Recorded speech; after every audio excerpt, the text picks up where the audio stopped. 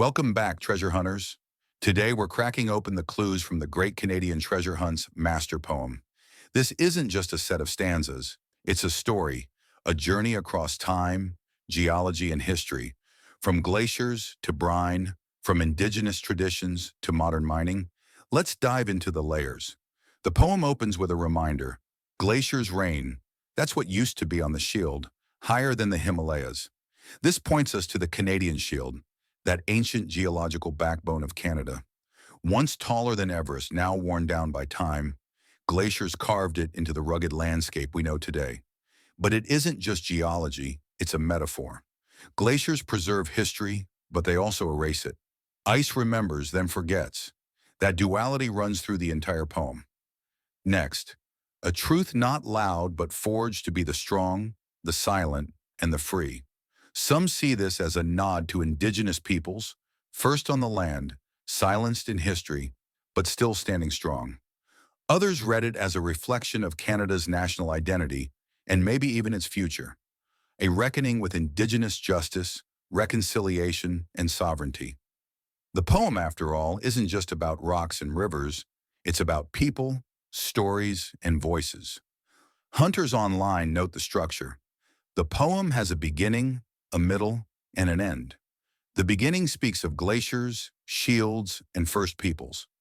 The middle turns to immigration and mining, the colorful map of Canada, references to overseas journeys, and the rise of industry. The end looks forward. Modern mining, new starts, lithium brines, green technology. It's history moving forward, just like Canada itself. One line has sparked debate. Birch trees. In British Columbia and across Canada, indigenous peoples carved birch into canoes. Were these trees transformed into vessels that carried explorers and settlers? Or is birch simply a metaphor for journeys, for transformation? The community can't quite agree, but everyone senses it's more than a passing reference. Then comes the stanza that's troubling many. Brine remembers but forgets. Interpretations abound. Ancient seas turn to salt deposits like Windsor or Godric. Modern lithium brines in Manitoba, Quebec, Alberta, and Saskatchewan, Canada's white gold for the EV future. Water currents or electrical currents, power lines, hydro, or battery technology. Some hunters think the brine stanza ties the ancient past, seas, salt, to the future, lithium, energy storage. A perfect metaphor for Canada's mining transition. On Reddit, hunters weighed in. The only thing clear to me is the journey. One searcher noted, it won't be in an obvious area, it's layered in metaphors. Another reminded us the hunt is bilingual, solvable in both French and English. That means no tricky anagrams that don't translate. Wordplay has to cross languages. Some think current pulls might mean tidal flows. Others point to abandoned mine sites. Still others remind us there are 14,000 mines in Canada. Too many to chase blindly. Meanwhile, on the ground in Dawson, searchers were following water clues.